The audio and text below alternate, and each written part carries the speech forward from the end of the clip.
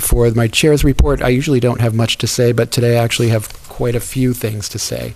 I think the first thing I'd like to do is point out that yesterday was National Teachers Day, and we were remiss in not acknowledging that ahead of time, but I'd like to take the time now to thank all of our teachers. It doesn't matter what else we do. If we don't have quality teachers, our students won't excel, and our students are excelling. Therefore, we have quality teachers, and we appreciate everything they do day in, day out for all of the kids in our district. So I want to thank them. In addition, today is National School Nurses Day. It's kind of ironic or odd that they come one day after the other. But I'd also like to thank the school nurses in our district. Our nurses have a huge caseload. Ever since we reduced the number of buildings in our district, we reduced our nursing staff by 25%. The number of kids didn't go down, and those nurses work hard keeping all of our kids happy, healthy, and safe. And I want to thank them all for their tireless efforts on behalf of our students. So I'd like to thank all of those people.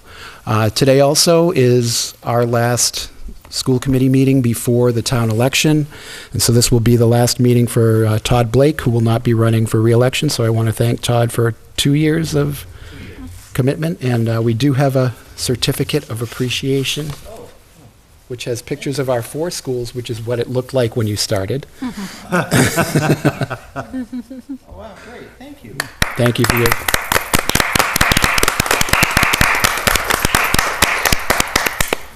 And I'd also like to take the opportunity to thank Dave Matthews, who's in the audience here, who is ending his tenure as a member of the Select Board. Dave's, is it 9 years on the Selectmen? 6, okay. And Finance before that. And pain and agony on the Finance Committee before that. So I think Dave's been a great influence on our community, and I want to thank him for his time and dedication.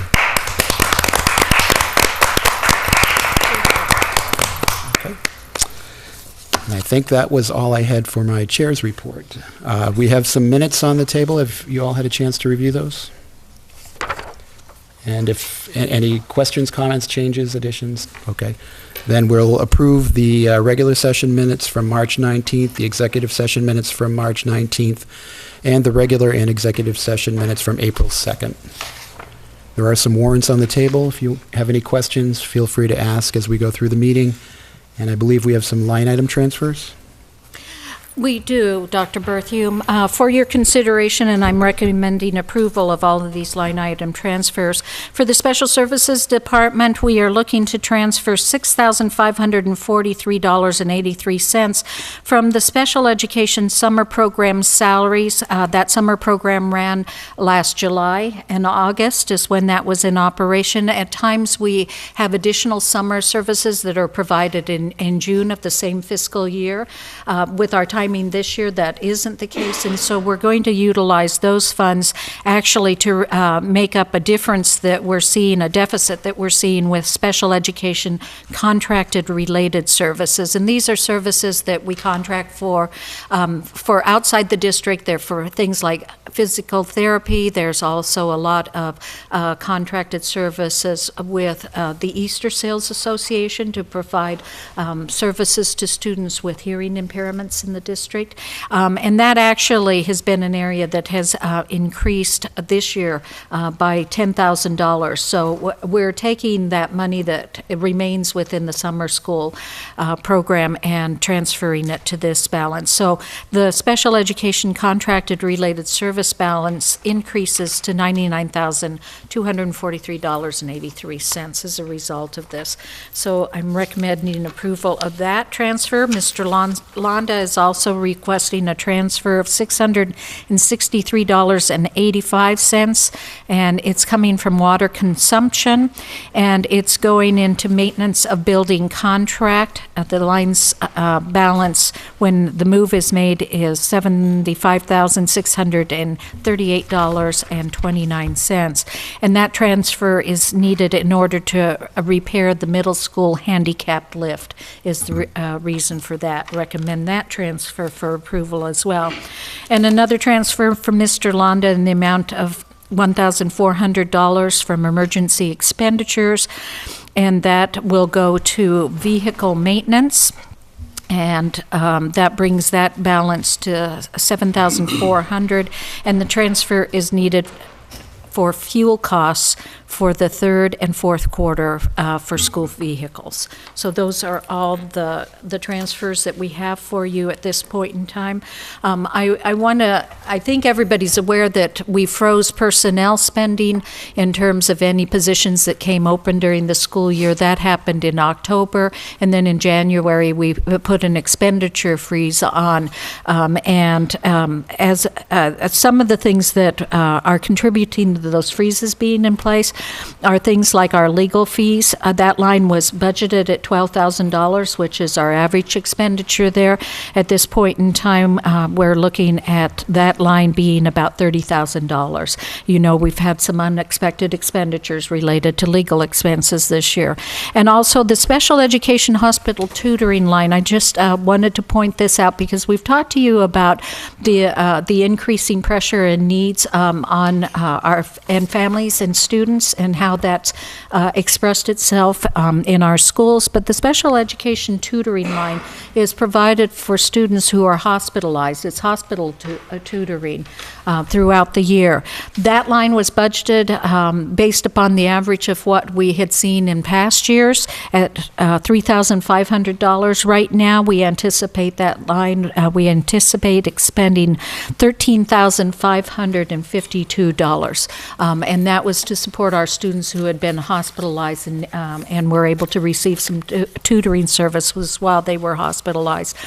So those are some of the indications of, I think if you look back on how our budget was developed and some of the budget drivers with that, we've been talking about the needs of our students and some highly specialized needs that we have not necessarily seen in the past, but we're committing to provided those services. Those are the right services to be provided, and that's why they're in the budget. And I can assure you that next year when we put this budget together, seeing these kinds of numbers, that we had put this into the special education budget so we wouldn't be finding ourselves in this situation where we could predict those costs. We know that there's going to be unexpected costs, however, and that's one of the things that we're all going to be involved with problem solving around is going into a year where we're at the bare bones in terms of a budget and if we have unexpected expenditures. So that's just an update related to those the transfers as well that I wanted to point out. Any questions on the warrants? Okay.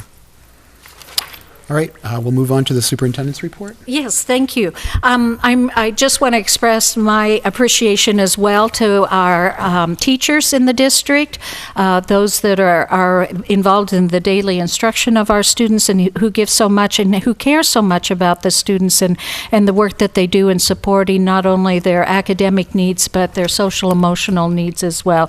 It's really an outstanding faculty that we have, as well as the support services in the instructional program, and people often say, how can we help out? And in addition to expressing your thanks, which really does go a long way in terms of a quick note of thanks, always is a good thing for someone to receive. But also I want to let you know that, as I mentioned before, we have a very bare bones budget. There's needs for supplies, and I encourage you that if you want to make a donation, that you certainly can do that. That donation can be made to a particular school or to the district, and those kinds of things will help with us make sure that students as well as their teachers have some supplies that may be in short order next year, and also can help with field trip scholarships for students. So if you're inclined to want to say, what can I do to help support teachers in the schools, that would be one area that we would appreciate some support. And also I think it's important for the public to serve as an advocacy around making sure that there's restoration of the federal as well as state dollars that have been cut over the course of time, particularly dollars that are supporting providing these specialized services to so many of our students. That has increasingly been an obligation which the local communities have had to carry a greater and greater percentage of. And it is really important that the federal as well as the state funding, that our legislators hear from us about the importance of keeping the funding going in those areas, which really leads me into an area of early childhood. And I'm so pleased to have Mrs. Patty McCarty Gillette here today, who's our program coordinator with the Lunenburg School Link Services and Coordinated Family and Community Engagement Program. And you can say that all in one breath almost. But this is just a magnificent program that's actually been here in our community for the past 16 years. It was originally created under the auspices of the Mass Department of Education, but it currently exists within the Department of Early Education and Care is where. And this is an area that funding is in jeopardy, and it's another area that we want you to encourage you to contact your legislators and talk about how important these kinds of services are. This program is designed to ensure that all families with young children have access to supports that are essential for success in school. And we've been the benefactors as educators of all the work that Ms. McCarty Gillette has provided, as well as the talented individuals that have worked with her over the years in terms of providing parent education as well as linkages to services and outreach services to families, and they coordinate with the area preschools and child care facilities as well as with the schools. In fact, I think here it might be this Friday, there's a special program where the district's behavioral specialist is going to be talking to families and providing some ideas about how to support social emotional health in students and how to deal with some of those challenging behaviors that sometimes we see in our little ones. It's been really exciting the last couple weeks because they've been offering some nice opportunities around brain building and with regard to the STEM curriculum. And those have been made available. Actually, there's all kinds of goodies here that I'm so excited. I almost wish I had little ones at home again so I could get these kinds of kits, but maybe a grandchild someday in the future for me. But I think it's quite remarkable that, these kinds of opportunities and ready-made kits are being made available to a lot of families to provide an opportunity for them to work on those early concepts of science, technology, and engineering, mathematics. There's seeds in here. There are scissors. There's all kinds of things that can be manipulated and utilized to help stimulate thinking and talking about what's going on and looking at the world.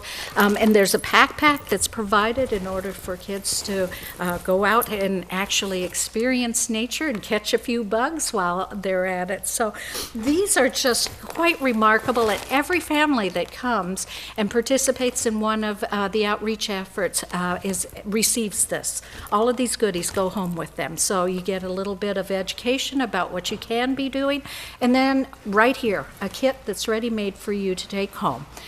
So Ms. McCarty Gillette is here. I told her that you all might have some questions you want to ask about the program, and tell us how many families you're working with right now. We service about 200 families a year in Lunenburg, the 0 to 8 population.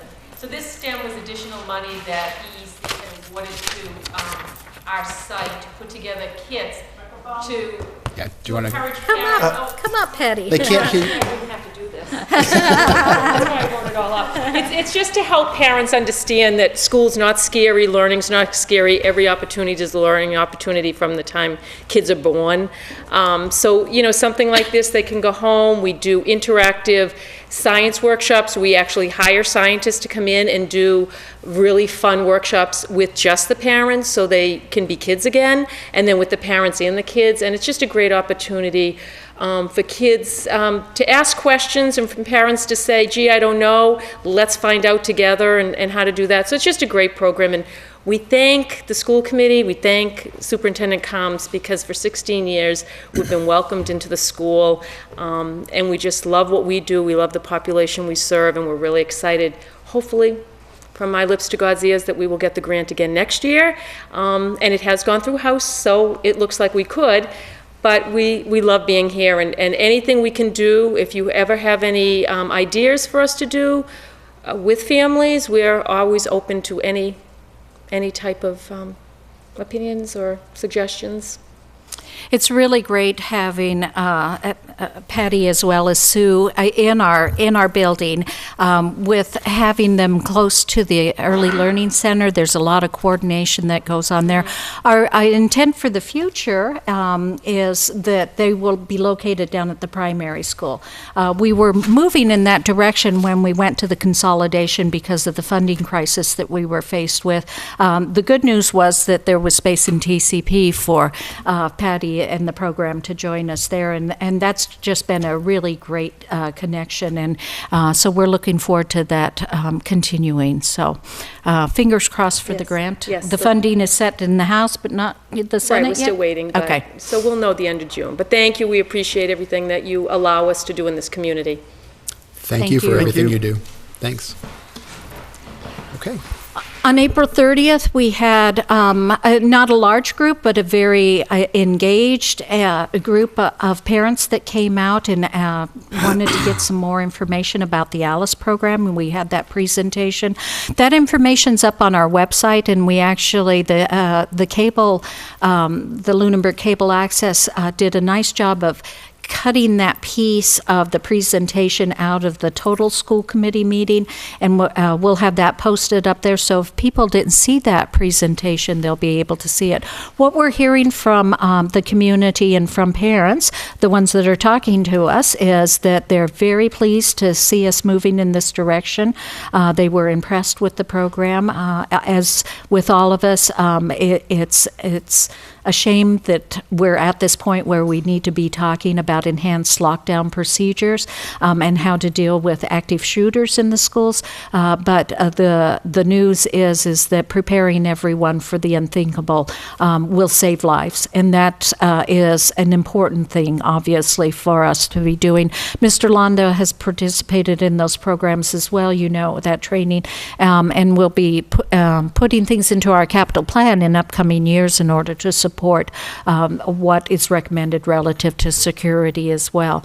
But that information is up there, and our next steps will be really to start to articulate what changes in policy may need to be articulated and put into place. And so my intent is to bring those forward in the next month to the committee for their consideration, because our recommendation to the committee at that time, and it would be expressed through policy, is to proceed with this training for all our faculty and staff in the schools come this fall. And the Lunenburg Police Department has been a great partner with us. Their officers, not all of them, but a good number of their officers have been trained. They're getting ready to sponsor another training here in Lunenburg, and so by the end of that time, I anticipate that all the Lunenburg officers, as well as all the Lunenburg school administrators, will have received training. We still have about 3 principal and 2 assistant principals that, because of scheduling conflicts, weren't able to receive the training yet, but that's the direction that we're moving in. We've also had 1 teacher involved in training. 1 teacher from each building was involved in the training as well. I wanted to remind everyone that, as you know, there's a special program that Kim Masick operates every year. It's an exchange program with middle school students from Japan visiting the community, and that program goes Friday, June 27th through Sunday, June 29th, and they're looking for families to provide students with a place to sleep for Friday and Saturday evenings. So this information is going to be up on our website, and if you want additional information, you just need to contact Kim about that particular program. And I'm also very excited to share with you that we've made arrangements with extraordinary help from Kevin Barry and New York Live. We're going to, in conjunction with the PTO Spring Fling, which is scheduled for June 8th, and that's going to be from 1 till 7 on the high school football field is where it's going to be. But there's a free child identification event that will take place there. And families will have an opportunity to bring their children and receive an ID informational packet. They do free fingerprints. They also provide a photograph. This, again, is just something that's helpful to families in the event that a child is missing. And so we encourage everybody in the community. It's free. It's provided at no cost. So we want to encourage everyone to come up. I'll pass that down so people can see what parents walk away with after they participate in that. So does that include, we did this a number of years ago, and there was a DNA sample as well? I'm not sure it includes the DNA sample. Okay. I don't remember that being part of it, sorry. I'll It is- check. I'll check. For the ones that we had. It was, okay, then it might be. Okay. Yeah. It doesn't, I don't know if it says it explicitly on that, so, but I'll check and we'll make sure to provide that information. Excellent. So, great. And I think that's the superintendent's report for tonight. Okay. And Sophie, would you like to give a student report? So last week we had Awareness Week. So Monday was Denim Day for rape awareness. Tuesday was blue for autism awareness, and Wednesday was yellow for soldiers. Thursday, purple for Chris Heron Project, and Friday was heart disease. And also we had a Best Buddies rally on the Tuesday for, because the Special Olympics took place, even though it was rainy, but it was still good, on Wednesday. Also this week we started Penny Wars, Hunger Task Force did, and that's when there's a ton of jars and we fill all the jugs during lunches, and doesn't matter, like coins, dollars, anything, and all that money goes to buy like products other countries need in order to like survive pretty much. So, and they like buy water filters, animals, any of that and we use all that money, and all that money goes to any donation. They don't keep any of it. Also for Teacher Appreciation Week, student government baked cookies and gave them out to all the staff, and also they're getting tomato plants for another gift. And on Friday, May 9th is the Lunenburg Pops concert, and that's at 7, and I'm pretty sure, well, you pre-order your tickets with the kids who are in the band or the chorus or any of the jazz band, because they all perform, but I'm pretty sure you can buy tickets at the door to sit in the bleacher area because there's tables already reserved for student families. And that's about it. Thank you very much. Who's leading the pop since? We had Miss an Katz. announcement. Yeah. Yes, right. Mr. Harris? I don't actually know, but I think the substitute, I Yes, think, is Mr. filling Harris, in this for them. is our substitute that's been hired. Thank you very much. You're welcome. Okay, and so we have a school building committee report. Mr. Mackin? We continue to keep moving, very active the last couple of weeks. Just try and capture some briefly. April, we had meetings on the fields and the field configuration and the staging of the fields. And again, those design meetings included the staff that will have to wind up managing those areas. So we had the phys ed staff. We also had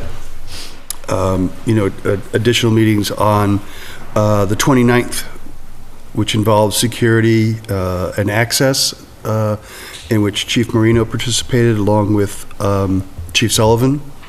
And to look at areas of security and access to the building in the new design. We also had a presentation on a proposed landscaping plan, materials and planting. That was, I have to tell you that, the building, if we get what we see, it's going to be a very, very attractive building. We had a meeting with the DPW and Mr. Mascarelli of the Parks and Rec on,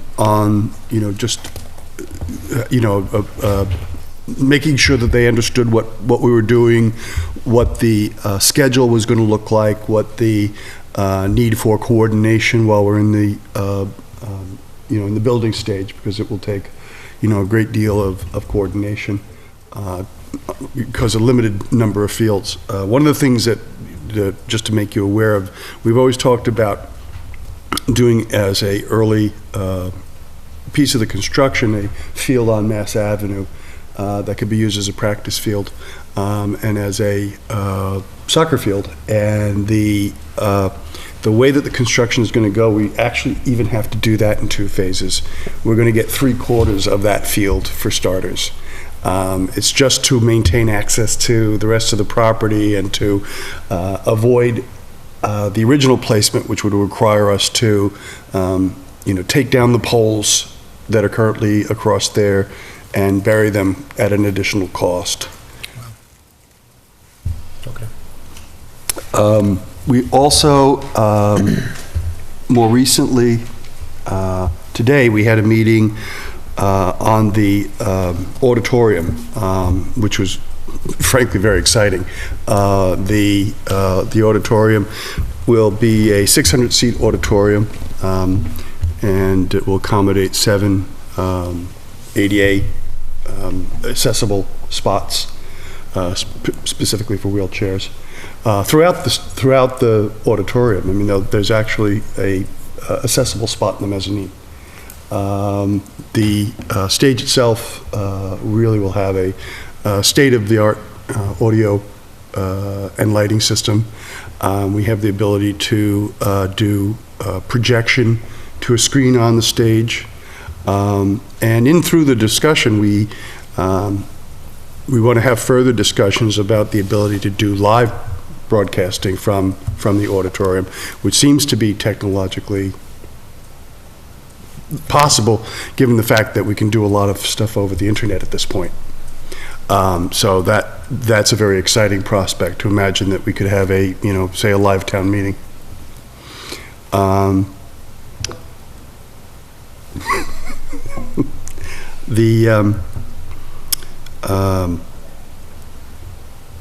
Finally, we were asked by the Massachusetts School Building Authority to make a presentation on the revised design, which we did to the Facilities Assessment Committee on the 30th. And that was, they thought that the design was quite appropriate. We have some procedural and process things that we're working out with them. We meet again with them on June the 4th, and we expect that will go fine. We were notified today that we have been given a commissioning agent, and that's a piece of the process that is the final piece that the MSBA puts in place for you to complete your school project, because basically the commissioning agent helps you once the building is in process, is to get it open and completed and through accreditation. So that was a piece of good news from the MSBA, that they are going forward with a commissioning agent. Excellent. Any questions for Mike? Okay. Thank you, Mike. Okay, for new business, our first order of new business is a whole host of contracts that we've been negotiating. Mr. Matthews, would you like to join us up here? As part of the statute under which schools are operated, when we negotiate contracts, the town is allowed to have a voting member participate, and so Mr. Matthews was appointed by the selectmen to represent the town in this discussion. So the first memorandum of agreement is with the Lunenburg Educational Association, and I want to, before I forget anybody's name. Let me get my list. So what I'd like to say is that this was the most pleasant and relaxed negotiation that I could possibly have imagined. Mrs. Shapiro and I were the negotiating team with a great deal of support from Mrs. Calms, but the Education Association members were Tim Normandin and Mary Foyle, who are on the executive board, Tim Shaysgreen, Lisa Stone, Eric Short, and Carolyn Finch. And that was an outstanding working group. I think we worked extremely well together, efficiently. We managed to come to the terms of our agreement in 2 negotiating sessions, which surprised me, but I was very, very happy, and I think they were as well. So the terms of the agreement, there's a number of details in here, but the one most people are looking for is what's the cost. And the negotiated contract has a cost of living allowance of 2% increase in each of the 3 years of the contract. This is a 3-year contract going from July 1st, 2014 to June 30th, 2017. There are no changes to any of the columns or steps. We anticipate that we will be able to manage this and stay well under the requested 2.5% per year increase that the town would like to see us meet. Just to let everyone know, we're not obligated to do that. We do negotiate our own contracts, but we also agree that staying under a 2.5% total increase per year is important for sustainability.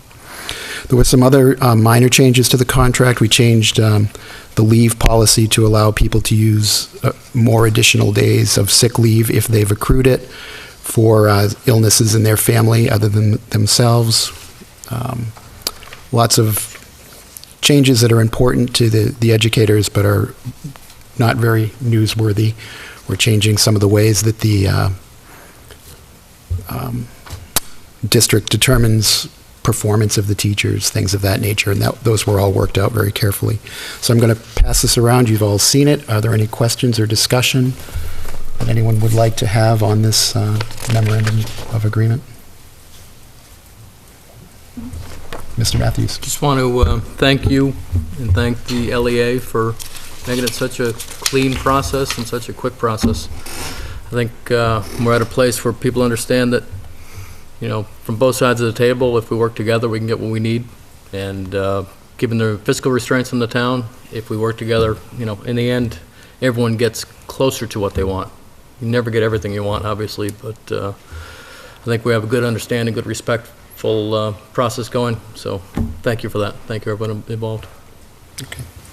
And I'd also like to, you know, thank the two of you for your efforts and for the LEA. I think that the from what you've reported of the working relationship, it was very professional, it was very thoughtful, it was very thorough, it was very efficient, and I appreciate that very much that the LEA came to the table with that. Absolutely. And I did want to point out our previous contract had no cost of living allowance for 3 years. So this is the first COLA that our teachers will have seen in a long time, and we thank them for that previous agreement as well, which was necessary to get us through some of the previous fiscally challenging years that we've had behind us. Any other questions? Okay, then I'll take a roll call vote on this. Mr. Matthews? Aye. Aye. Colleen? Aye. Aye. Aye, so it's unanimous, and so we will need to sign that. There's just one copy of it, are we? We're going to do 2 copies. Okay, great. On the right-hand side, everyone, please. Yep.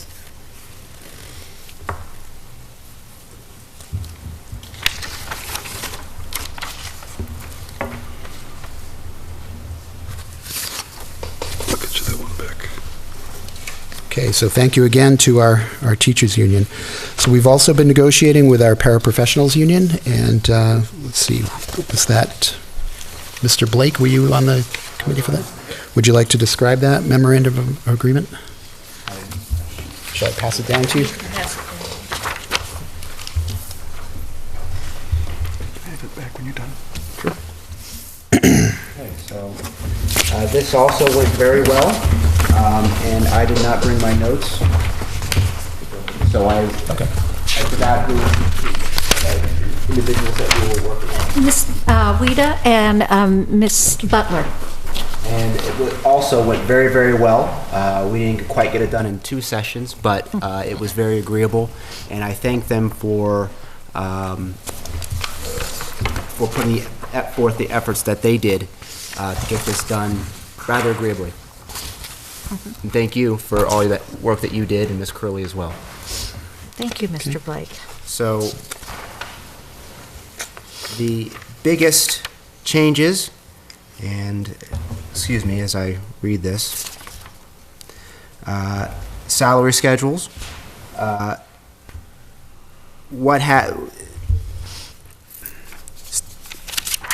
They combined to be the Lunenburg paraprofessionals when it used to be the tutors and aides. So what happened is that we had to come up with a new system of columns that represented the entire group. So there was a reworking of all of those columns. In the end, there was a 2% increase overall in years 2 and 3. Year 1 was just a reflection of the change of the schedule. Is that accurate? Holidays, they were given a half holiday at Thanksgiving, excuse me. There were some housekeeping changes to the agreement and changes to longevity. There was, in the original agreement or the previous agreement, there was just a lump sum longevity bonus. Call it a bonus. Payment. Yes. That was a lump sum at the end of the year, and that was just transferred into a change in an increase in the hourly rate. But I do not believe there was an increase in the overall. No, there wasn't. It was just how it was divvied out. And that's about it. All the financials in this go back to that 2.5% increase overall with the transition into, and this particular group, there's some additional language in here because they've affiliated formally now with a union. And so there's language in here that basically talks about that recognition clause as well as working the matter of due payment, et cetera. So I think Mr. Blake certainly did a good job of describing the changes there. This is very consistent. The longevity piece is consistent with how we do longevity for the other groups. So. Right. Any questions on this MOA? Okay, we'll do a roll call again. Todd? Aye. Colleen? Aye. Mike? And aye. So we're unanimous. So if you don't mind signing that? And thanks again, Todd, for that work. You're welcome.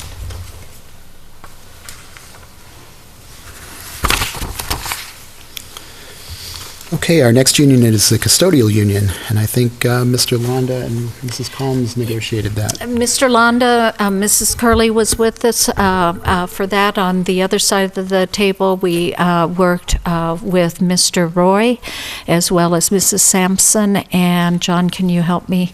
Hey, Dawson. Mr. Dawson was there as well as their representative, and another very a good working negotiations where everyone was able to present their information and explanations for that, and we worked to get to an agreement. So this particular agreement provides for an increase of 2.5% this year, 2% next year, and 2% next year. This particular group is basically at the top of their steps, and so there were no column movements there, which allowed us to do the 2.5 for this particular first year.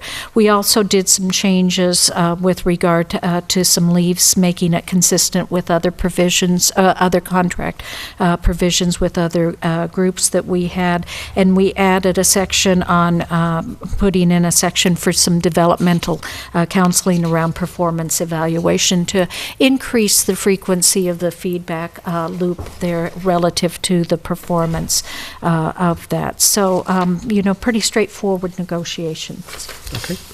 Any questions on this MOA? Okay, then we'll vote again. And roll call, Todd? Aye. Colleen? Mike? Aye. Aye, it's unanimous again.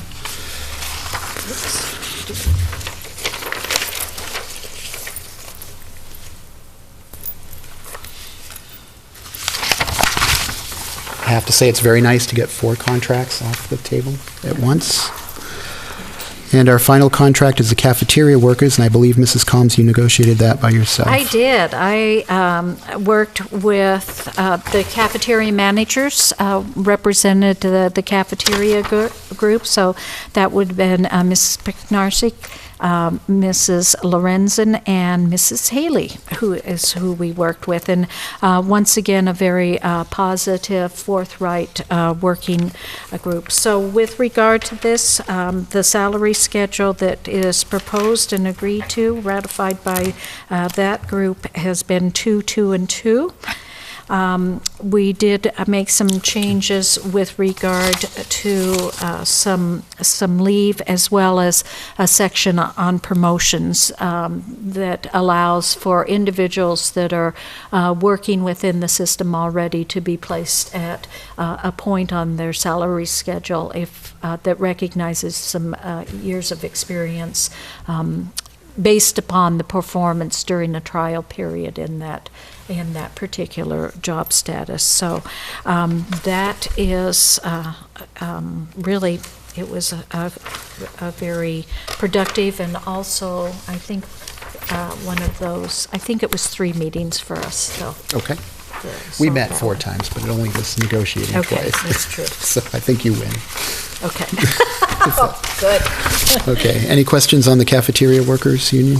Okay, and we'll do a roll call for the last time. Aye. Colleen? Aye. And aye, thank you.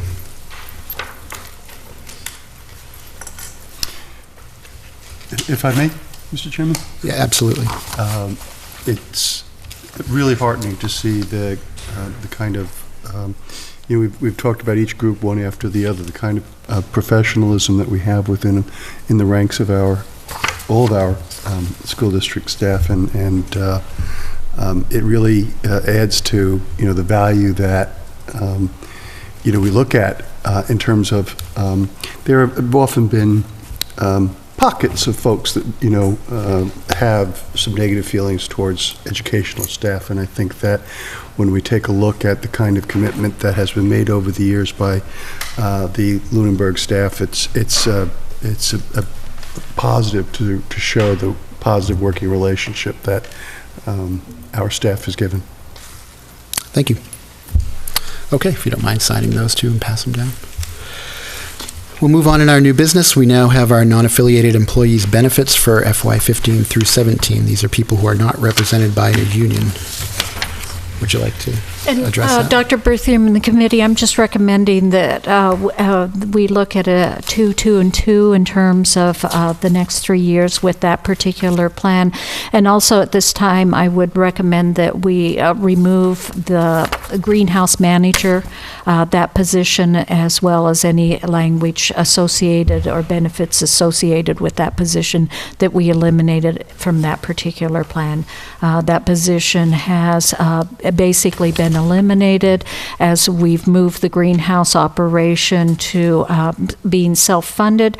You know that we currently do have an assistant that works in the greenhouse, working very closely with Ms. Dawn Guerin, who teaches the horticulture classes and just provides an extraordinary program for our students. It's just really it's one of those great spotlights for Lunenburg, and so appropriate given our agricultural base here in Lunenburg as well.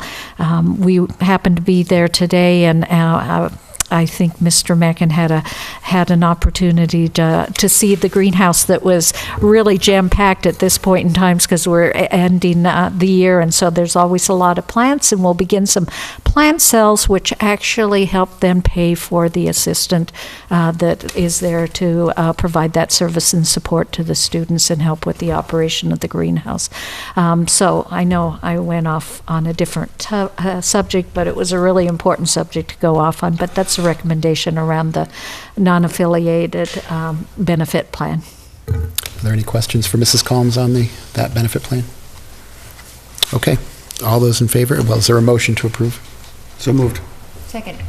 Okay. All those in favor? Aye. Aye. Okay, our next item on the agenda is FY15 school choice participation and recommendation. Before we start off on this, I'd just like to let everyone know, I know I hear people talk about choice and charter as though there's some degree of difficulty that we're having in the district, and I know we've addressed it in past meetings, but sort of a moving thing that happened today was that I received, and I believe you all received, an email from someone that I don't know, from another community who was a parent of three children, one in elementary school and two in kindergarten, who was asking us to please open choice slots because we have not been opening choice slots at the lower grades, and these parents feel it's very important for their children to have the opportunity to come to school in Lunenburg.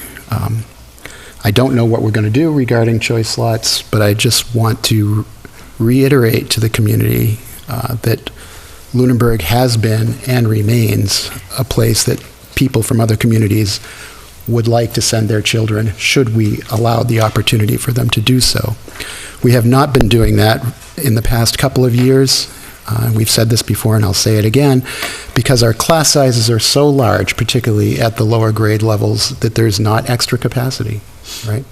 So we need to be very careful about opening choice slots and increasing our class size to the point where we cannot adequately educate the children from our community. And so we've been extremely cautious not to do that. But no one should interpret that as a lack of interest in people sending their students to this community. If there are any questions about that or anybody needs clarification, they can come talk to me afterwards. So, Mrs. Combs, you have a recommendation about school choice? I do have a recommendation. First, I'd like to recommend to the committee that we continue to participate in the school choice program. The DESE asks us every year to take formal action on this and indicate whether we will do that or not. Now, if you choose not to participate, it doesn't mean that students can't go out of the district and attend another school under choice. It just means that you basically are saying you're not going to admit anyone into school choice. So the recommendation is to continue to participate in the school choice program, and we are at this point in time recommending basically just to replace the number of school choice students that are graduating, as well as the number of Shirley students that are graduating. So we have right at 10 students at this particular time that there are 2 students from Shirley that will be graduating this year, and then 8 students under the choice program that attend Lunenburg High School that will be graduating. And we're recommending that it's rather important in terms of the budget, and we see an avenue where we can do that without heavily impacting a particular grade level. But there are limited slots that are going to be open at limited grade levels, and those grade levels would be grade 4, that a particular grade level has been relatively small since it began and is holding steady. It's 107 students. It's one of the smallest enrollments in terms of a class that we have. Now we're making sure, because we see growth over the middle school years. So this is the current 3rd grade, and they'll be moving to 4th grade. And over those years, we know that we'll have increased enrollment there, because it's clear in terms of the numbers when we track our our cohorts through here. So we're only recommending that we open a maximum of 5 seats in that particular grade level is what we're looking at as a maximum there. And then at 8th grade level, we feel like we can accommodate 3 students there. Since the 8th grade has moved into the high school, that's where they're located. We've always looked at when we've opened at a grade level less than 9th grade level, it's been in the middle school. We have rarely, except for siblings, opened at the primary range. And we don't see that changing at this point in time, with class sizes ranging from 22 to 26, depending on the grade level at the primary. And it's that current 3rd grade class that actually is bringing that number down to 22 as a lower range. At Turkey Hill Middle School, currently we have class sizes of 23 to 27, and then at the high school, for elective classes as well as the instructional academic core classes and foreign language being part of that, it ranges from 10 to 30 students in a class, depending upon the particular course. So that's what we're recommended, given the fact that we're already looking at the high school in terms of a reduction of an English language arts position there.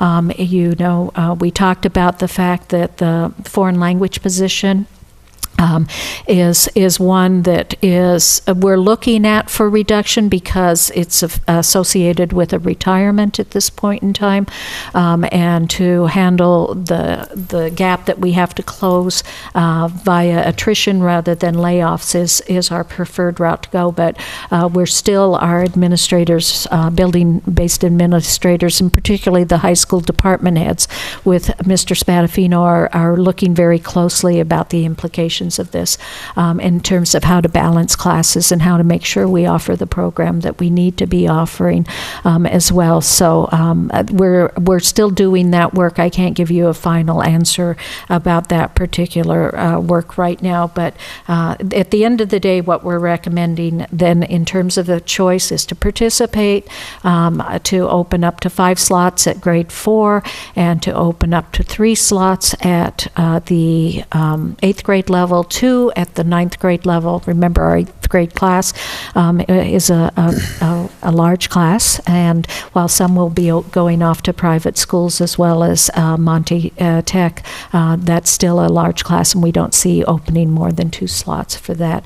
And then I would also recommend, as we have in the past, that we open the 11th grade and 12th grade to any students whose family may move while their son or daughter is enrolled in Lunenburg High School, and give the students an opportunity, if the transportation can be worked out, to continue and finish their academic career, their high school program with Lunenburg High School.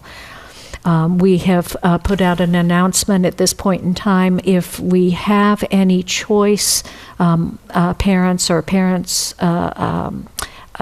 who have kindergarten age students of current parents who have children here under choice, right now our numbers are looking like we can accommodate those students. We haven't had any that have come forward and said that they have a kindergartner, but we tried to keep families together and open where possible. And right now our enrollment in the kindergarten program is in the mid-90s.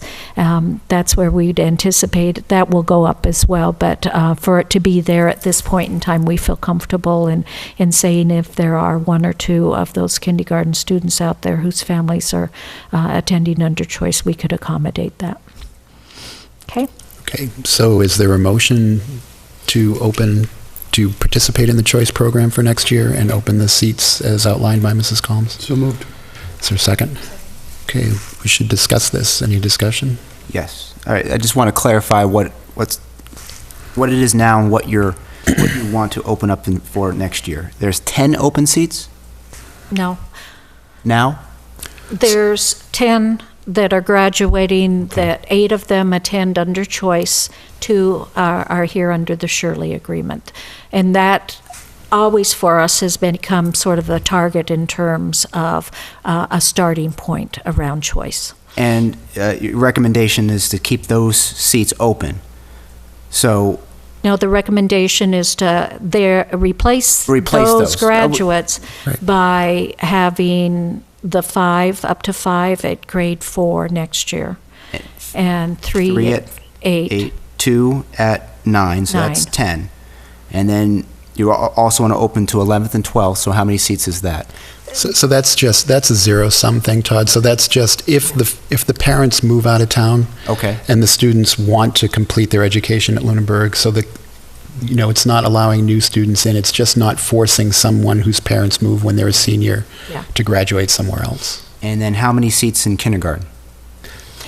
We could accommodate a couple in kindergarten. We don't know that there's any at this point in time. None of we put notices out to choice families and say, if you have any children Okay. that are kindergarten age that you'd like to attend, because you currently attend here under choice, then Okay. we open up.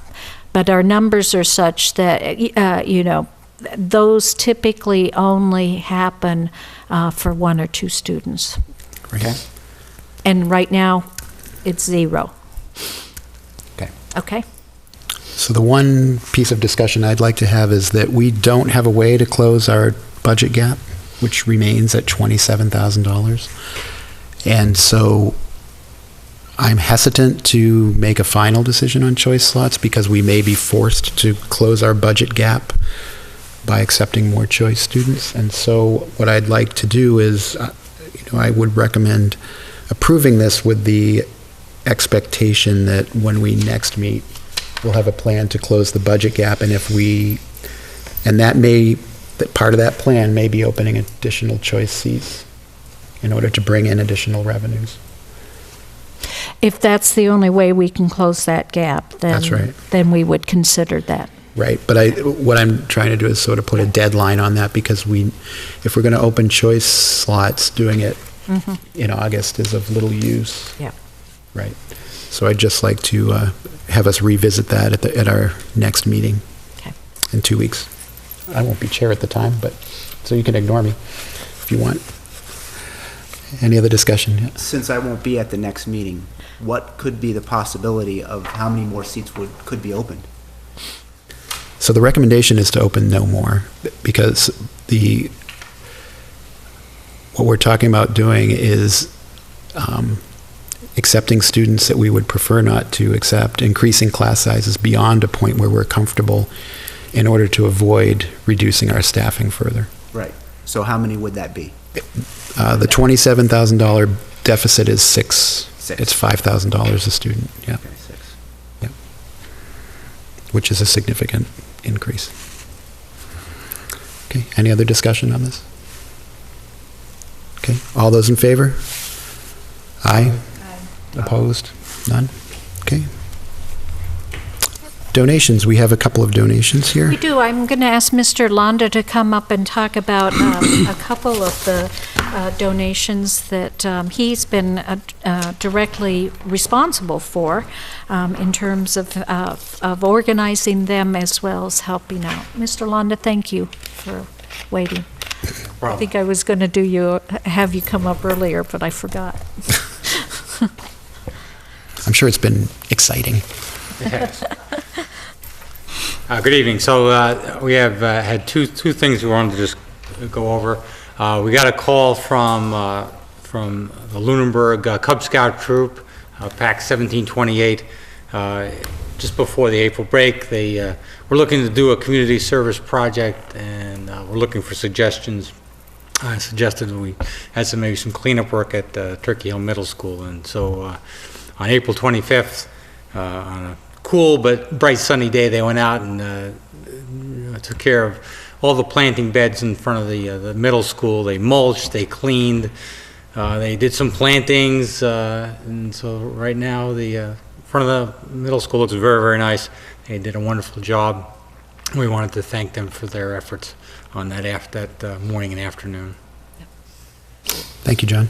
And then the second one I want to talk about was last April, we had a note from Barbara Reynolds, who was our representative to the Massachusetts Regional VOTEC, suggesting that we look hard at how we can take advantage of the trade skills that Monty Tech represents and try to put that together. So we did craft a plan last May to invite Massachusetts to come out and do some work at the schools. And so they've been here a number of times throughout the year.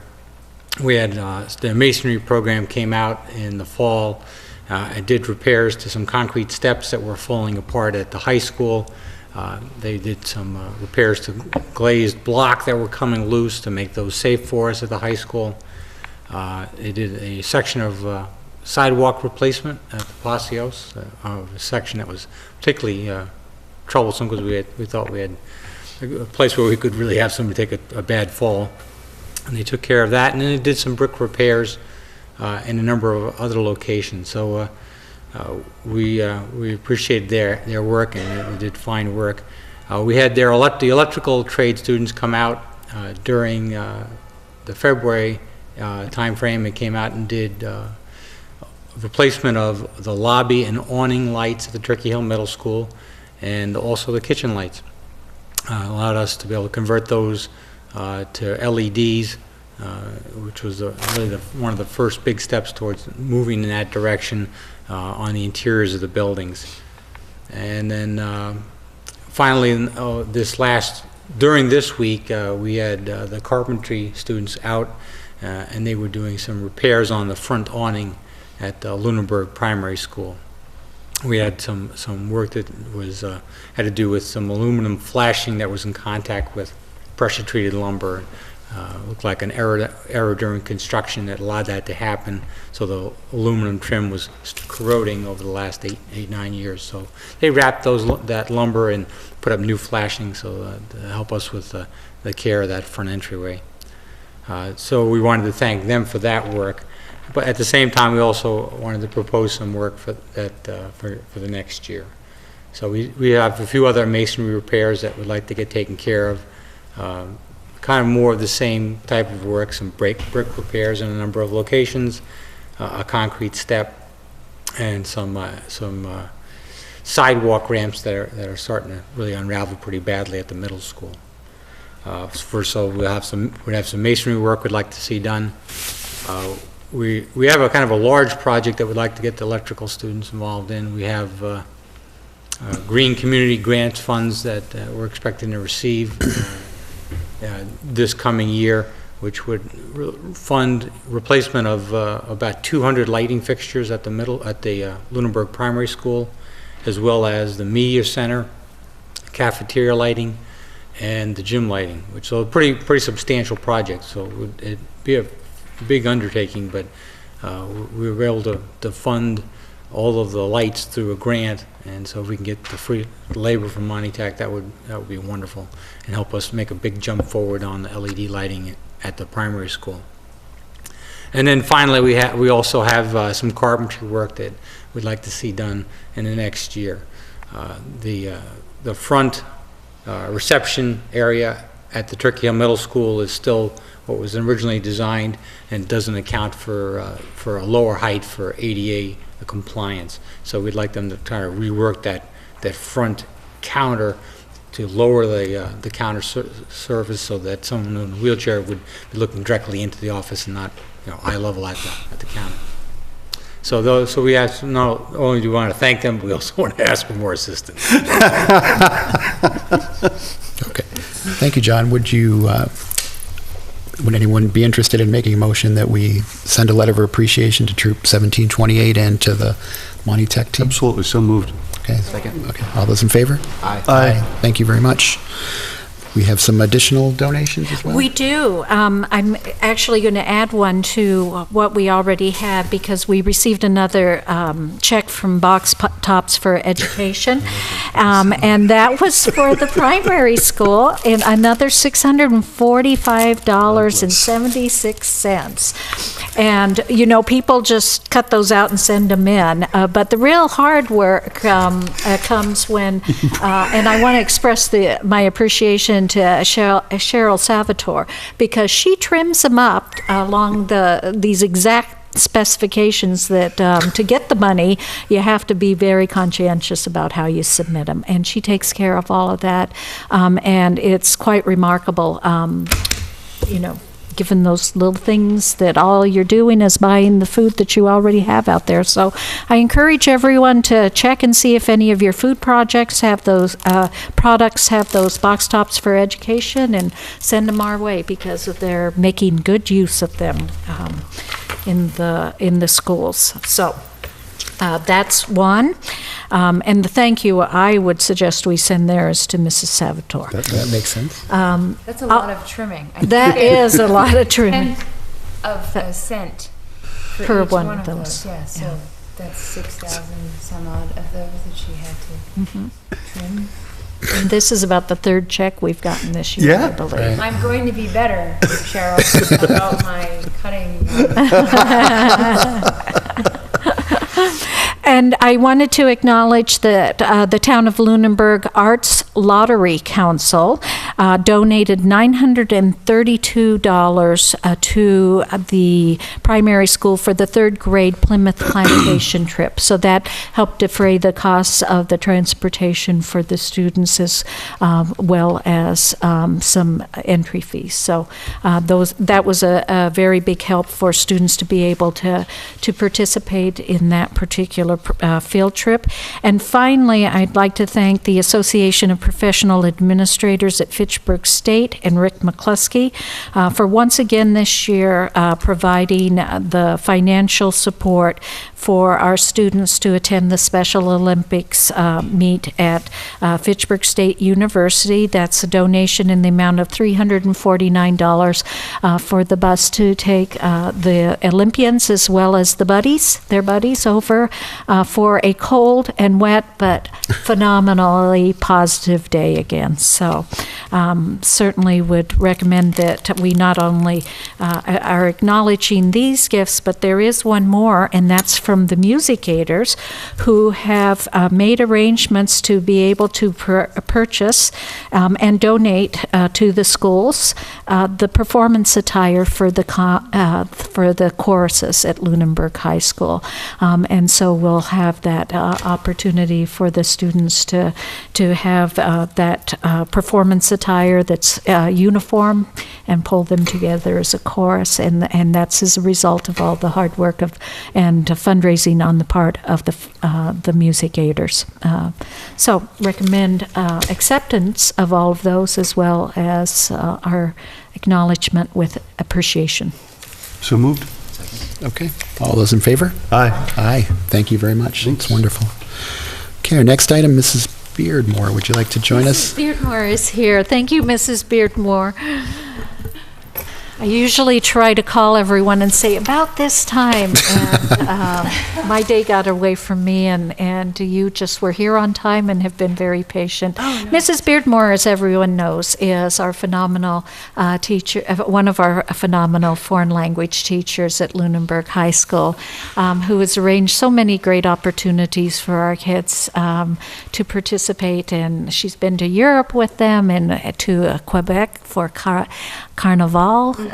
Is this the third time that I actually Carnival? I had counted at one point and get out an old file. I'm and thinking this is third. our fourth trip to Quebec. Oh, is it? Yes. Okay.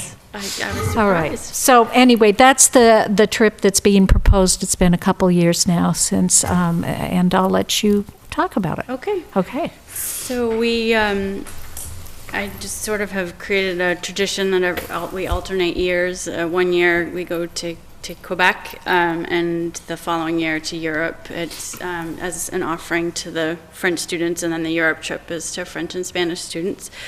And so we're going to Europe this year, so next year is Quebec, and it's a really wonderful trip. It's a very different trip from our European trip. It's in February in the deep of winter, and the students really get to experience Quebec like a real Quebecer, and they don't believe me before we leave, but people wear boots and snow pants and big parkas and jackets and big hats, and they're, astounded that people actually walk around wearing all this winter gear, and you have to if you're going to enjoy Carnival or you'll freeze.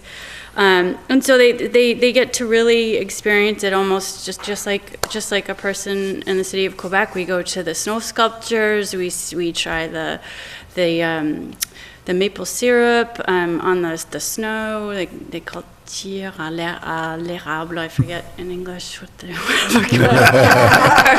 it's like escaping me. And then we do snow tubing, which is unlike anything we have around here. It's basically like a ski mountain except tubing, and but it's great because it sounds like, oh, this is just all fun, but we stand in line with French Canadians and we talk to them and we have fun and they ask where we're from, and it's just really getting to appreciate the French Canadian culture and interact with them. We do dog sledding and snowshoeing. One addition to our itinerary that's new is a visit to a bakery, and they use the artisanal techniques to bake the bread, so we'll get to learn and taste that. And pretty much everything else is the same as previous trips. I've had students that have gone on a Quebec trip and then gone again because they have so much fun. So it's a short trip, it's 4 days, so the Europe trip is a big commitment and kind of overwhelming, especially to the younger students. And so this is a really nice way to kind of introduce them to travel, and it's a lot more affordable as well. So it's $693, which is an excellent price for 4 days. That includes breakfast and dinner, any entrances to anything we do. We also see the Ice Hotel. It's a hotel made of blocks of ice, and even the bed frames are made of ice. It's very interesting. And I worked with a school 2 years ago. They're from Carver, I think, if I remember right. And so I'm going to work with them again, and what that allows us to do is reduce the cost instead of having a private trip for Lunenburg where we have a price increase because of that, because you just don't fill the bus.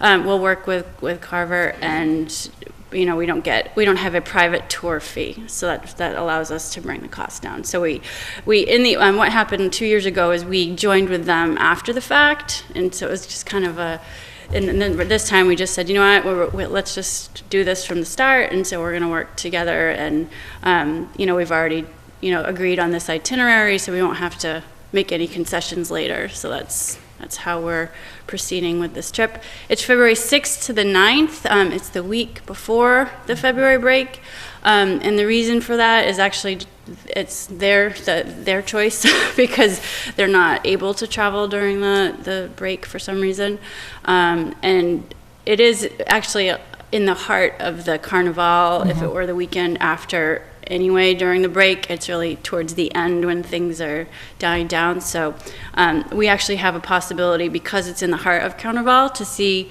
the canoe ride that they do across the St. Lawrence River, and yes, in the deep of winter, and so that's something to see. So I really hope we're able to take advantage of that. So that sounds great. We get to do it. And I do have to say, we always give pause about students missing Sue, but if you're going to experience Carnival, and it's definitely worth experiencing at least once, and it's great that the students have that opportunity, but it is too late afterwards, because that's when I've gone in the past and been disappointed, because Carnival is pretty much over at that point in time. So this, the students really work diligently to make sure that they take care of their assignments, things that need to be done beforehand, and making them up afterwards. So we really haven't had any difficulties around that. Students understand their responsibilities with that. So, and a great learning opportunity. So we're recommending initial approval of this trip, and that will provide the opportunity for Mrs. Beardmore to advertise it to the students and begin to see if the sign-ups, and I see you save a little bit by signing up by This says April 30th. That's passed. Yeah. Will you, do we? We've already had a discussion about it. We're going to change that. So Okay. They'll have till May. So they 3rd. won't be able, it will be May. Oh, well, yeah, Okay. they'll extend it. Okay, So, great. yeah. Excellent. I'm glad to hear that. Yeah. So, recommend approval. Is there a motion? Initial. So moved. Second. Any discussion? Yeah, again, to the point of missing a couple of days of school, I think the opportunity for some of the students who would not necessarily have an opportunity to do a European trip, this is a European city in the United States, and it's really a great opportunity. In North America. In North America, I'm sorry. You need to go back to The Europe. only European city in North America. Most European city in North America. Yes. Yeah, it was a mistake of history. But, and having been to Quebec, it is a great opportunity for the students, so thank you for arranging this. Thank you. Yeah, and the affordability is a big, That's a big one for Right, me. exactly. For me, even personally, just Exactly. knowing, where I came from in terms of my socioeconomic background, Europe wouldn't have been a Right, possibility for me. exactly. Yeah. So this will afford Yeah. much more opportunities. it's like the trip to Puerto Rico for students who are studying Spanish, I think. Okay. All those in favor? Aye. Aye. Thank you. And don't go very far. I was hoping Mrs. Beardmore, once I do a little plug for, if you haven't visited our Facebook page for a while, there's this wonderful, wonderful video of the advanced French students' performance that actually won them a wonderful grant that they're going to be using here pretty soon.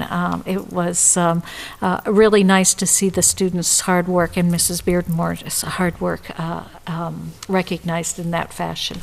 Thank you. I For appreciate encouraging the understanding of French culture. So. Thank you. It was very fun. They were very surprised that they won. So it's exciting. Did you want to discuss the Europe trip? Or That's our next item of business. Final. Thank you very much. I have a form to hand you.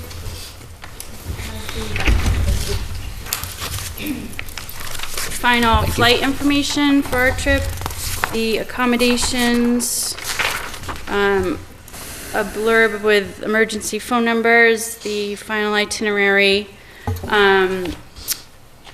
I didn't write the costs and all that on there. That's actually the sheet I give to the students that they have to carry with them at all times when we're in Europe, so in case they ever get separated, which has never happened, but I put it in a plastic laminated thing, and they have to put it in their day bag. So the trip has changed drastically, as you all know. We're going June 30th to July 8th. The final cost of the trip it decreased, actually, because we combined with another school, $2,881 for the total trip. Students have to pay, actually all participants have to pay tips to the tour director and bus driver when we're overseas, so they have to, that's $67, and then we've all decided we're going to be taking a shuttle in. That's $59 per person, so we'll all be paying that, so we can be transported from the high school together to Logan, and same thing in return, it just simplifies things. There are 11 of us going, 8 students, 2 adult participants, grandparents actually of one of the students who's going, and myself. So it's a very small group. We are joined up with 2 other schools. One of them actually is from Canada, so I'm very excited about that. He wrote me an email in French and everything, so that'll be a nice opportunity for the French students going. And then I actually don't recall where the other one's from. I wasn't as excited about that. So I gotta go back and look that up. Sorry. Is there any other information that you would like to know about the trip? So we were originally, working out thinking through the process of what happens if a senior participates. Do you have a currently graduating senior? Yes. Okay, and you've worked out all the arrangements to ensure, following our rules, even though they're no longer a student? Oh, I mean, yeah, I have, when we already had our meeting too, that there's rules for the trip that they have to sign, their parents have to sign, and Okay. that, if serious rules are broken, that, I mean, the worst possible thing is they would be Sent sent home. home at their parents' expense, and both the parent and the student sign this document that I carry with me at all times, so. Okay. Great. It looks like an incredibly busy and exciting trip. Okay, for the record, this is Europe. Yes. Yes, not Not the United States. Recommend approval, final approval. Okay. Any other questions, comments? Okay. I'd love to go with you. Is there a motion? So moved. Okay. And one of you can second. All those in favor? Aye. Aye. Thank you. Thank you so much. Have a for your great time. trip. Thank you, Thank you. Mrs. Beardmore. Okay, our next item is FY15 budget. I'm not sure what. Well, I've provided a copy of this. This is basically the presentation, the overview that I provided at the annual town meeting, but I have put some more narrative in it, and this will be posted at our website probably tomorrow morning. We'll get it up there, and it'll just really bring everybody up to speed. We've recapped the enrollment and the changes over time and some of the drivers that we have, just to summarize for folks. And then also at the same website, you can see that our budget plans, the line item expenditures are there as well. So there's plenty of detail for those of you that want to drill down on all of this information. But on the second slide, I really wanted to call to your attention that, overall the increases is a 4% increase in our budget, 2% increase on the personnel side, and a 9% on the non-personnel or expense side. And to get there from the recommended budget, it meant out of personnel reducing by $308,000, and then on the non-personnel side reducing by $248, almost $249,000, for a total reduction of $557,068. So that has gotten has taken us to the point that that $27,000 that you mentioned, Dr. Berthium, is what the gap that remains to be closed. And the reason for that is because the town manager was able to provide some additional funding for us in terms of her recommendation, and that was in the amount of, I believe it was $67,000. But the initial recommendation in terms of the school department's budget was increased by that amount. So we are still working on closing that gap, looking at the impacts of a variety of scenarios. We did not go to school choice as a place to fill that gap at this point in time, simply because of the ramifications of doing so when you already have large class sizes. And so we know at the primary school level that those classes will grow over time. We have that historical data, and so it's very important that we keep working this until we see how we can get there. And there's always already been some substantial losses in terms of the instructional program here. On page 3, we summarize for you the personnel pieces. The increases there are primarily being driven by the need to put in 1.5 additional teachers with expertise in working with students with limited English proficiency. Currently, we have a part-time person. That population has gone from a population of 8 to a population of 27. And we want to make sure that those students are being supported with the kinds of supportive services and specialized instruction that they require in order to acquire those language skills and therefore be able to benefit from the educational program that we have.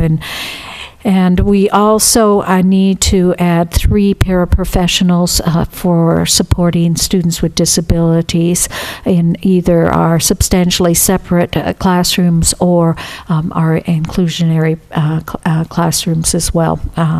So you can see the total cost of that out of an increase in personnel. The total increase from this year to next year is $224,000, and $144,000 of that is directly related to adding these positions, which are absolutely necessary and must be done. There's no choices there. Unfortunately, to get there, it means that we will need to look at least 3 teaching positions, and the ones that were targeted for elimination, as I said before, are targeted because of retirements, and therefore it can be managed through attrition. And there was subsequent decrease on the other side in the non-personnel relative to the insurance for these particular positions. We had recommended, Mr. Londa has been very articulate and specific in his case in terms of the need for restoration of that second maintenance position that we have. And, maintenance continues to be compromised. We aren't able to restore that position in this budget. I think the cost around that was about $38,000 to $41,000, right in there. Also, once again, that insurance has been removed. So that continues to make the operation of the school district with one maintenance person. It's a great concern, but we continue to provide the best support possible with the very limited means that are there. If we go to the last slide and look at the non-personnel cost total, on that expense side of the budget, the total increases $459,000. $461,000 of that is related to tuition costs for students who require specialized settings outside our district. Now, that number of $416,000 does not include the $50,000 that we anticipate getting in solar credits revenues coming in, and when that does come online, $50,000 of the increase here is going to be spent out of those solar credits.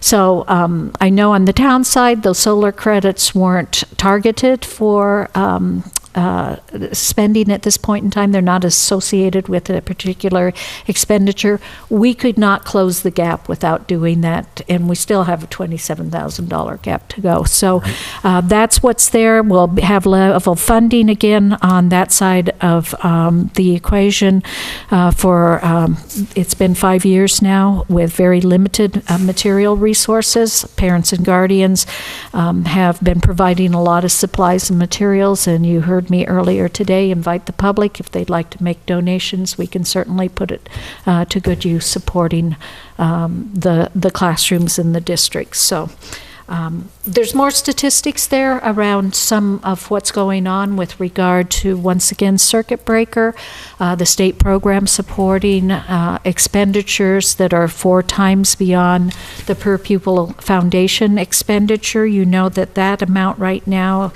is $41,480. So that's the amount districts pay before they even move into any kind of reimbursement from the state in terms of providing services for students. So the cost of a student's educational program has to exceed $41,480 before a district, a community, begins to get even the 70 or 75% reimbursement. So that's spent up front. Then anything beyond that is what you get 70 to 75% reimbursement on. And that goes up every year. This year it went up 14, I've got the number right here, $14,230. Because statewide, that foundation per pupil expenditure increases every year.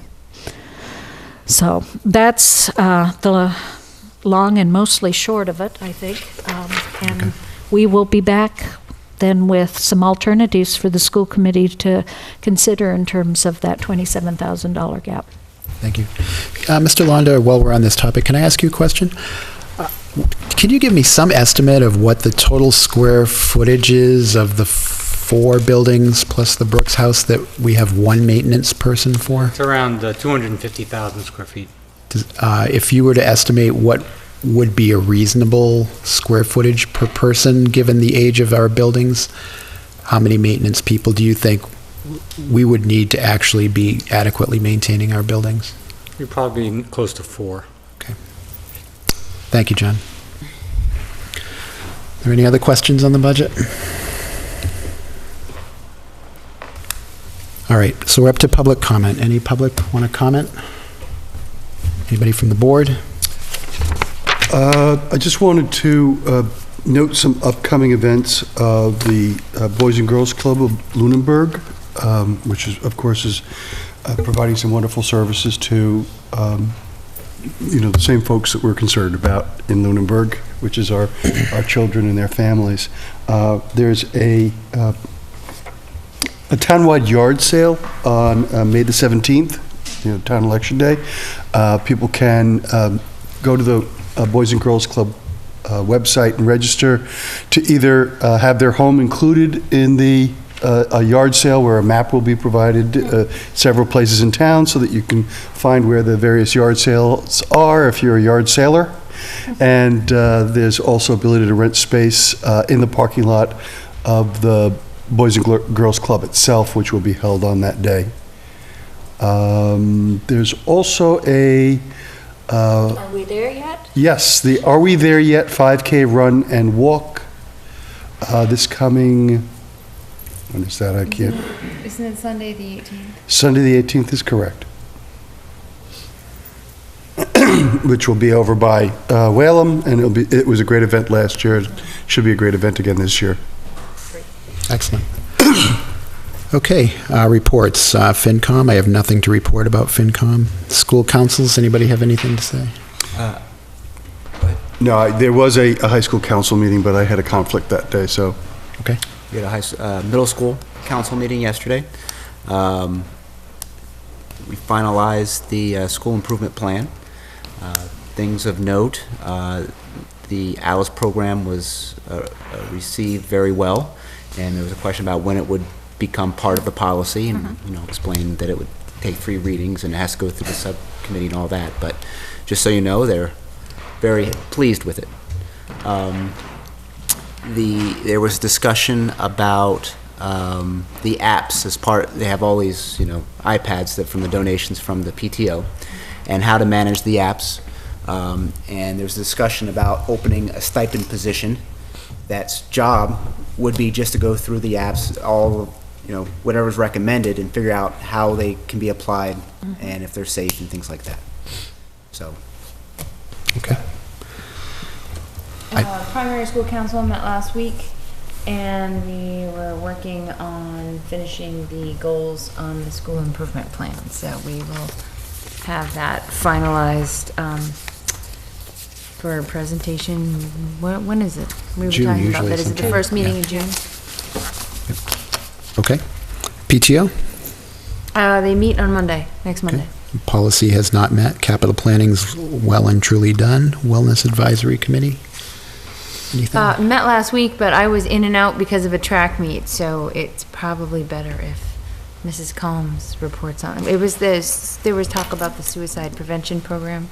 We did, that the state is making training available for, and it's a program, we had been looking at programs the last several years, and we feel that this one meets the standard for being research-based, and the state's going to be providing some training for that, and that will be provided at no cost, which is right in our price range. And the thing about the program, though, that I think is most significant is that, once again, it ALICE and every program that you talk about, we talk about prevention, we talk about risk assessment, and all of these things are coming together in terms of making sure that we're employing best practices and focusing on the social emotional development of our students and looking for those signs of stress and risk that are out there, and doing something before rather than in response to a tragedy. So, and that has been something this district has been involved with our GEMS curriculum, as well as with developmental design and responsive classroom for several years. And I know many of you are aware of our ongoing discussion around advisory for the high school coming next year as well. And then school start time. We talked about that again, and the opportunities to really do something about that around the high school start time when we move into our new building. So I think that was wellness in a nutshell. Paxel? The last meeting was Friday, April 11th. And they were working on, they need to be having their elections and officer nominations coming up, but there's currently only 2 people who are attending, and they're both officers.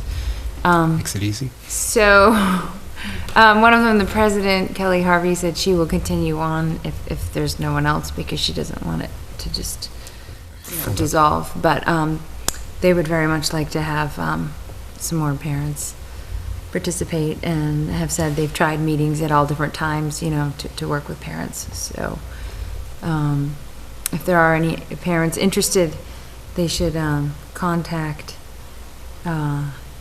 Kelly Harvey. The information's on their I think there's contact information for them on the website for the PacSal. Yes, there if is. they would like to get involved. The more people involved, the more they can do.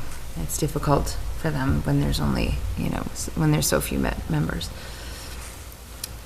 Okay, Acceptance and Diversity Advisory Committee will meet tomorrow. We did try to meet last week and did not have a quorum. We're working on the final slides for briefing, probably the second meeting in June at this point. Reuse Committee, Mr. American. Yes, we Reuse Committee celebrated Cinco de Mayo this past Monday, and You didn't invite all of us? Was that an open meeting? The committee continues to work on their way through the process. There's a large discussion at this meeting regarding issues around zoning and discussions on the planning committee and their look at the downtown village and a picture of what that should look like. And they're hoping to have work their way through a planning committee by fall. So there was some discussion about whether we would be able to have a plan together by fall town meeting, late fall town meeting or spring. I mean, nobody's given up on the fall, but it's likely that it would be spring. There's issues really about the fact that most of the downtown area is A1, is residential A, and they're taking a look at, how do we work our way around that? Is there a need to look at zoning changes in order to accommodate certain things? Okay. Thank you, Mike. Any items for future discussion? And I don't believe we need an executive session, so Mr. Blake, would you like to make your final motion to adjourn? So moved. Okay. Is there a second? Second. Okay. All those in favor? Aye. Thank you. Nicely done, Colin. High five, bro.